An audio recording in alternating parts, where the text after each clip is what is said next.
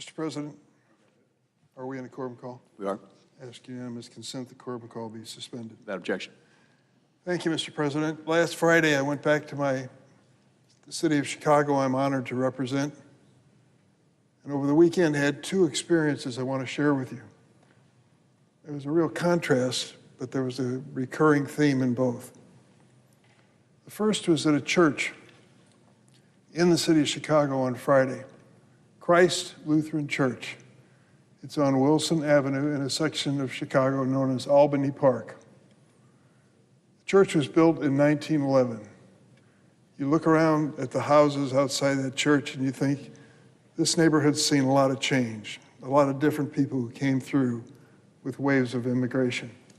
Today it's predominantly Hispanic, but I would imagine that the march of history would take you through many other groups that lived in the Albany Park neighborhood. The pastor there is named Tom Terrell. I was meeting him for the first time. We had a press conference inside his little church, and he told us a story of what had happened at his church, Christ Lutheran Church in Albany Park in Chicago, on the previous Sunday. There aren't as many people in his church as there were just a few months ago because a lot of them are too afraid. They're Hispanic families, and they're afraid if they go to that church, they might be detained or arrested, or something else terrible might happen. But some brave souls made it to the Christ Lutheran Church on that Sunday, and Pastor Terrell told us the story. At the end of the ceremony at noon, the people were leaving and heading home, walking away from church, when an unmarked van pulled up and ICE agents came out of it and started to ask questions of the people that just came out of church.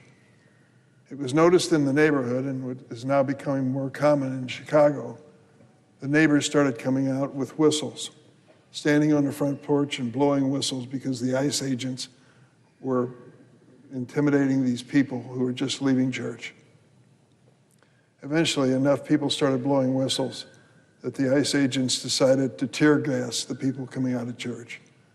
They threw the tear gas canisters, got in their van, and left. Going to church on Sunday in Albany Park in the city of Chicago was an opportunity for an ICE raid. That's what's happening in the city of Chicago, and it's not confined to that neighborhood. It's happening there and in the surrounding suburbs. Are the people afraid? You bet they are. They're afraid of what's going to happen to them and their families. The stories come pouring in, one after the other. Remember how we got started in this conversation? Remember when the president said at his rallies over and over again, we're going after rapists, terrorists, murderers, those who are criminally insane, and those who are predators of children. They came into this country illegally and they're not going to stay. Well, Christ Lutheran Church was not the place to visit if you're looking for those categories. Those people there were not guilty of any crimes other than going to church, if that's a crime in the eyes of some. Certainly isn't in my eyes. That's the reality. 70% of the people who are being detained and arrested in the city of Chicago have no criminal record. No criminal record. And yet they're being intimidated. The restaurants in many parts of the city aren't what they used to be. People are not going shopping.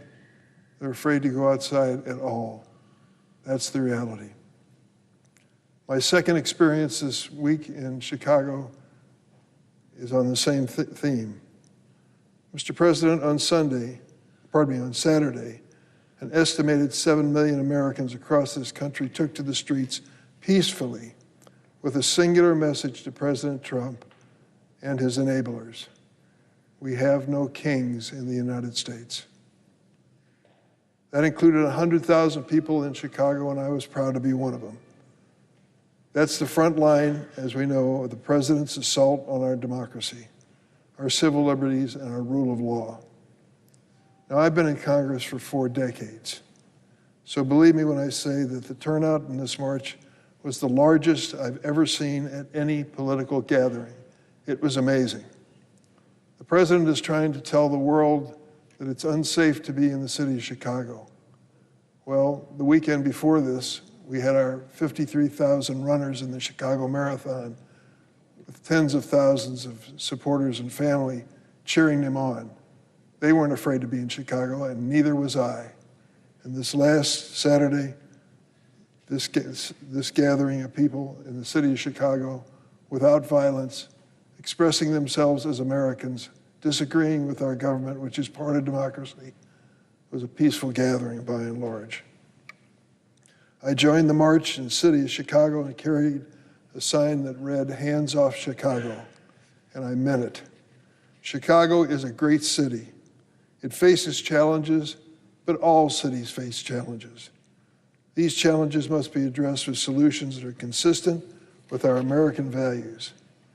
This president is abusing his power by fueling this cruel immigration raid policy, unleashing the military, bringing in National Guard men and women from the state of Texas against immigrants and citizens alike. Don't believe me? I'll show you. The president claims his actions are meant to round up, quote, the worst of the worst, but that's been anything but the case. A few weeks ago, Chicago and the nation watched in horror as women and children, immigrants and U.S. citizens alike, were dragged from their homes in South Shore of Chicago, detained with the use of zip ties. Imagine your child rousted out of bed in the middle of the night when the front door of your apartment is crashed down, and that child is taken downstairs, separated from his mother and father with a zip tie, holding his hands together. When one witness complained that these children are being mistreated, I'm sorry to tell you, the person from ICE said, "F them kids." And just last week, ProPublica reported that in the first 9 months of the Trump administration, ICE held over 170 American citizens across the country, kicking, dragging, beating, and detaining some of them for days. Let me repeat, they were American citizens. Take Maria Greeley, a Chicagoan and U.S. citizen detained by federal agents earlier this month in Chicago. She showed them her passport, but they zip-tied her and held her for hours because she, quote, didn't look like someone named Greeley. Let me give you another example. On October the 3rd, Juan Munoz, trustee for the township of Oak Park in Illinois, stood with protesters outside the ICE Broadview processing facility, along with other elected officials.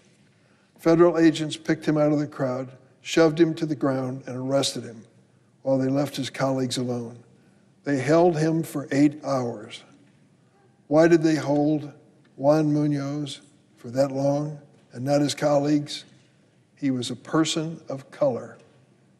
Does this sound like the work of an administration set on reducing violent crime? I think not. This cruelty is all for show. While Americans continue to pay inflated prices at the checkout aisle and face the prospect of skyrocketing healthcare premium costs, this is what our president is focusing on. We, the people, stood up this weekend to the president's abuses of power. I hope the Supreme Court, when the time comes, will do the same.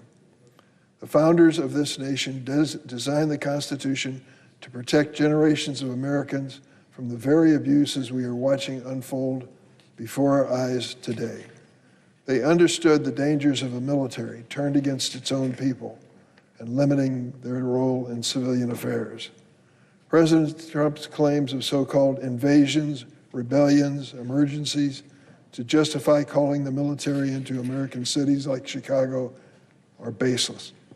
They are simply attempts to bypass laws and the checks and balances of the Constitution. Judges in Portland, Oregon, and Chicago, Illinois, appointed by presidents of both political parties, have agreed.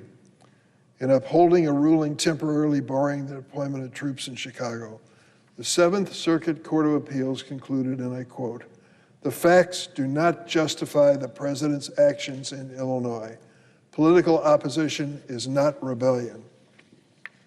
In fact, the court noted the Department of Homeland Security itself claims the protests have not slowed down their operations and that ICE has increased its deportations and arrests. Political opposition, peaceful protests, Even nonviolent civil disobedience are not rebellion. They are the bedrocks of our democracy. And if there are legitimate concerns with maintaining law and order, protecting public safety, and controlling crime, the Constitution preserves the power to address that to the states, not the federal government. Whether in Chicago, Portland, Los Angeles, Memphis, or the District of Columbia, it is civilian authorities, state and local law enforcement, that have the primary responsibility for enforcing the law. I'm glad to see federal judges, including judges appointed by President Trump himself, upholding their constitutional responsibility to interpret the law and apply it to the facts. It's no surprise that President Trump is now asking the Supreme Court's conservative supermajority to greenlight his abuse of power and allow him to deploy troops regardless of statutory limit or the actual facts on the ground. The Supreme Court should reject the president's petition. There is no emergency that would justify bypassing the regular appeals process and resolving this case on the court's shadow docket without full public scrutiny that it deserves. My warning to my Republican colleagues is this.